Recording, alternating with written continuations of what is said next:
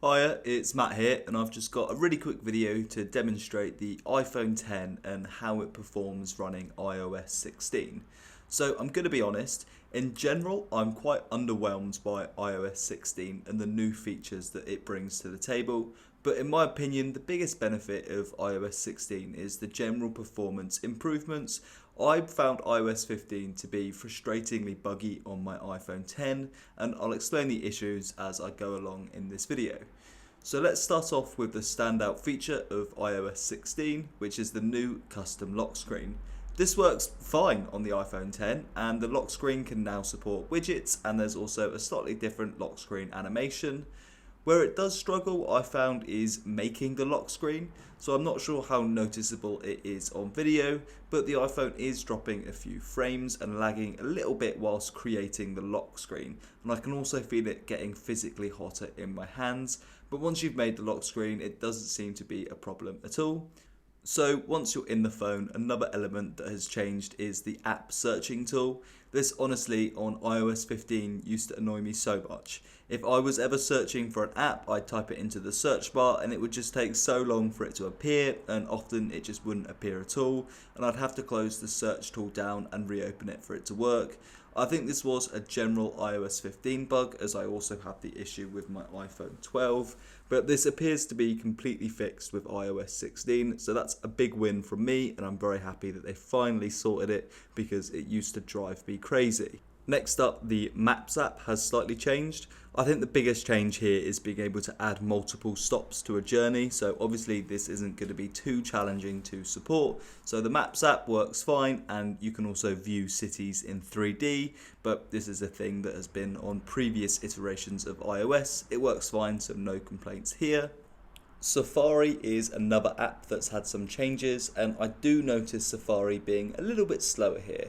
Clicking through tabs etc. does feel slower than before, and you can actually see that it's dropped a few frames every now and again, but it's really useful to be able to search for tabs or pin them, because sometimes when you've just got so many tabs open it can be a nightmare to find the particular tab that you're looking for. So yeah, Safari is a slight decrease in responsiveness, but hopefully that will improve with future iterations. iMessage has also had some minor changes, but the performance here is exactly the same as before, and it is pretty solid. The changes include being able to unsend a message or edit a message after sending it. These are features that I just think should have been introduced to iOS ages ago, as pretty much all other messaging apps do support this. There are also a few iOS 16 features that the iPhone 10 won't receive, including one of my favourite features, which is the ability to copy and paste a subject from a photo. On my iPhone 12 I was surprised by how good this feature is, and it's a shame that it's not included with the iPhone 10. Another feature that isn't included is the live text reading, or being able to copy and paste text from inside your photos. General navigation through the operating system has held up well and is smooth. Although I'm not doing anything particularly demanding here, I can feel the phone heating up just a little bit more than I used to, and that's just in the time that I've been recording this video. Ultimately, I welcome the bug fixes in iOS 16, and it generally makes the iPhone 10 feel a little bit snappier and is a good quality of life improvement. But I don't think it's revolutionary, and definitely won't be changing how you use your phone very much.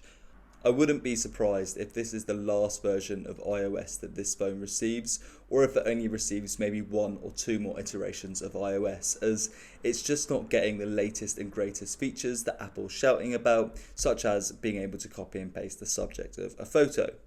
My one takeaway from this video is don't be afraid to upgrade to iOS 16. It will fix some annoying bugs and won't slow down your phone at all.